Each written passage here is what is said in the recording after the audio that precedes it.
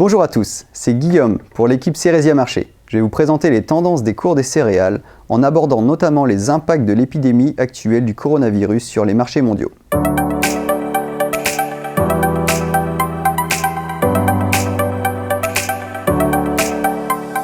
Macroéconomie. Le pétrole chutait lourdement avec l'annonce du coronavirus. En effet, une épidémie de cette ampleur fait craindre un ralentissement de l'économie chinoise. Automatiquement, la demande en pétrole se retrouve au plus faible et les prix chutent. Pour soutenir tant bien que mal les prix, l'OPEP est en réflexion pour ralentir la production. Le blé.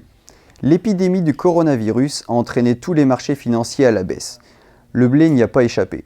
Après avoir échoué à atteindre les 200 € tonnes sur le matif, le marché du blé a baissé de plus de 10 €, avant de se reprendre en partie en fin de semaine dernière. Côté export, le blé français a suivi la tendance des blés voisins. Les blés russes ont perdu 7 $ la tonne la semaine dernière et le blé ukrainien 6 $. Difficile de se prononcer sur l'avenir pour le moment.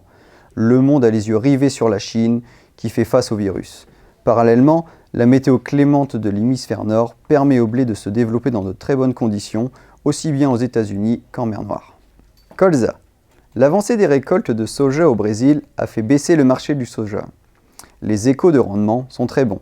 Les opérateurs tablent sur un rendement supérieur de 5% par rapport à l'année dernière. Les bonnes conditions de culture en Argentine n'aident pas non plus le marché à se tenir. L'huile de palme a fait le yo-yo la semaine dernière. Après une lourde chute, elle a repris un peu de couleur. Tout cela a entraîné le colza à la baisse depuis maintenant 3 semaines. La forte chute du pétrole évoquée précédemment n'a pas aidé non plus. Tandis que les bonnes affaires pour la campagne 19 semblent derrière nous, l'optimisme reste de mise pour la récolte à venir avec un bilan qui risque une nouvelle fois d'être tendu. Orge. Peu d'éléments nouveaux sur les marchés des orges. L'orge fourragère française reste trop chère à l'export. Il n'y a donc pas beaucoup d'espoir de l'avoir remontée à court terme. Côté brasserie, les malteurs ne sont pas aux achats, pariant sur des surfaces fortement en hausse. Les prix pour les récoltes 2019 et 2020 continuent de s'effriter petit à petit.